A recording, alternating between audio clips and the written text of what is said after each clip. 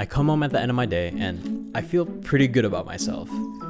My new job is going well and it feels nice finally getting paid more than the medium entry-level salary. I can finally save up some money and, dude, maybe even start investing it.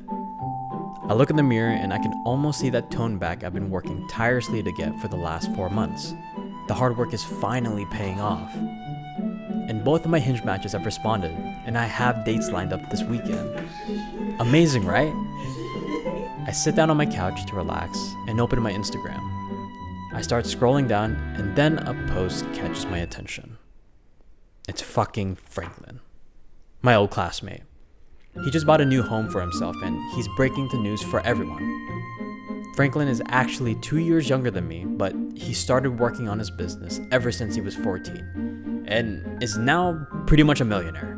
Not only that, he's dating a famous, beautiful singer. Suddenly, I feel this wave of jealousy and envy pour over my shoulders. My new job doesn't seem so great anymore, even though I recently got a big raise. Franklin earns more in 2 weeks than I do for the whole year. While I'm swiping on Hinge, he's dating a beautiful woman in real life. While I go hard in the gym, he's getting tan at the Santa Monica beach.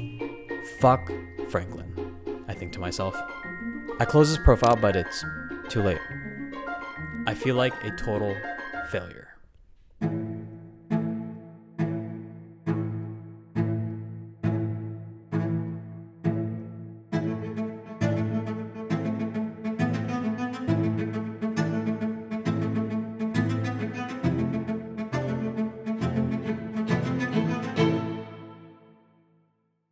Comparison.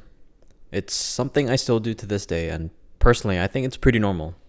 I mean, most of us do it at one time or another, and some of us do it pretty often. I've come to find that I compare myself to people who I share a fair amount of similarities with.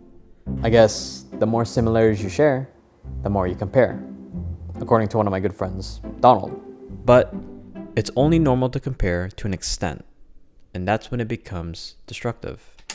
Back when I was posting on platforms like TikTok, I would see one good part of a person's life and get jealous.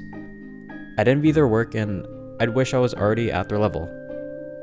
I'd take the greatest parts of their lives and compare it to mine as a whole. I wanted those great parts, I really did. Like, if I could just get Albert Einstein's intelligence, Ryan Reynolds' looks, Jeff Bezos' money, then my life would be perfect. But you could already see how silly that sounds. And simply, that's not how the world works. You can't just cherry pick the good parts of other people's lives and remove the rest. Think about buying a house only because it has a nice living room, and not looking at any other rooms. Maybe the master has a rotten ceiling, the guest bedroom is infested with rats, and the toilet and all of the bathrooms don't even work. That'd be fucking insane, right? I was jealous. I was jealous. It messed me up for a little bit. I was conflicted on whether or not being jealous was a bad thing. I mean, is it? No. I think it's normal. Because think about it. If that's how you feel, then don't you think somebody else might feel the same about you? There's always going to be someone who's jealous of you in some regard, as much as you are jealous of someone else. So, no, it's not bad. It's normal. Now, I don't do any meditation or go to any therapy, although I should. I've had my own ways of handling my emotions when it came to comparing. I think for me, the best way to do this was to realize that there will always be someone better at something than me. The smartest person in the world is not the prettiest. The prettiest person in the world is not the most successful, and the most successful person in the world isn't the kindest. You can be anything, but you can't be everything, is what I told myself.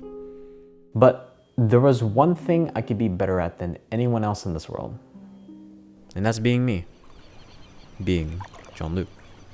Although that sounds a little bit corny, it's true. No one knows yourself better than you. There's that saying where you should compare yourself to who you were yesterday, not to who somebody else is today. And I think that's really stuck with me ever since I started picking up a camera. I'd remind myself to take small steps in improving my work and just do my best.